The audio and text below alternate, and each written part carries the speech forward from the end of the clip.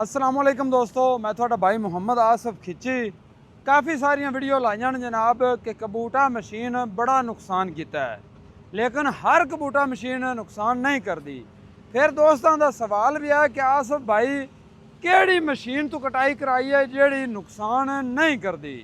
तो मेरे पिछे जनाब अज मशीन चल रही है, इनका थानू रिजल्ट भी खाने हैं। यकीन जाना तुसी वाह वाह करोगे तो तुहाडा दिल भी आखसी कि यह जी मशीन तो कटाई करानी चाहिए है कि जेड़ा थानू बालियां भी थले दाना ही ना लभे। लो दोस्तों, ये मशीन चल रही है जी न्यू हॉलैंड की न्यू मॉडल। तो ट्रेड इंपैक्स ने जनाब ये मशीन पाकिस्तान में लियांदी किसानां दे फायदे वास्ते ते किसानां दी मदद वास्ते।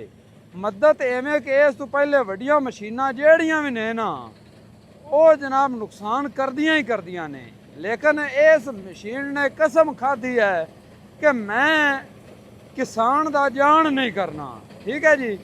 तो यह देखो पिछे जनाब श्रैडर भी लगा हुआ है, पराली नूं कुतर के जनाब विच सट्टी आंदी है। खाद दी खाद, आल दा आल भी बनेगा, अग भी नहीं लावनी पवेगी, ना होणगे परचे ते ना होणगे खर्चे। क्या बात है जनाब, क्या बात है। मशीन दियां टौरां चेक करो, बिल्कुल नवी 0 मीटर मशीन है जनाब। तो अज इहदा इत्थे ट्रायल हो रही है 1509 मुंजी ते फिर जनाब हाईब्रिड ते इहदा ट्रायल होना है। तो थानू दिखावां भी गए, भाई मुनव्वर इनू ड्राइव कर रहे ने। और Trade Impex Agri Service, Trade Impex Agri Service यानी कि ट्रेड इंपैक्स ने यह मशीन लियांदी है। किसानों नू ये मशीन रेंट ते मुहैया होवेगी।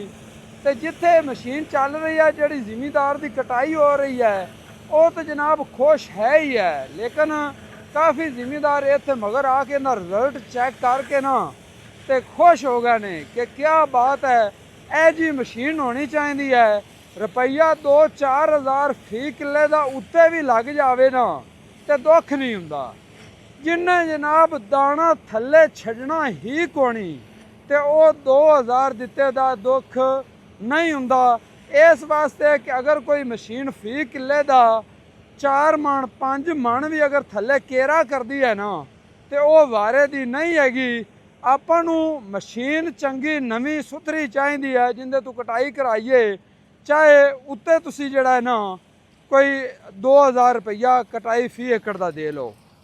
तो इत्थे जनाब मुंजी थानू रिजल्ट भी विखाने आए कि थले दाना भालदियां भी नहीं लभदा। ठीक है ना। तो माशाअल्लाह ड्राइवर भाई मुनव्वर भाई, एक ड्राइवर जेडे ने बहुत अच्छे ने।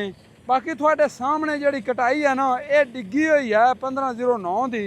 हालांकि 1509 नहीं, जेड़ी भी वैरायटी होवे ना, डिग्गी हुई कटाई का नुकसान हुंदा ही हुंदा है और बड़ा नुकसान हुंदा है। लेकिन इस मशीन की मदद नाल जिहड़ी कटाई की गई है ना, वो जनाब कमाल है। सफाई वाली भी कमाल है और रिजल्ट वाली भी कमाल है, और थले दाना नहीं नज़र आता।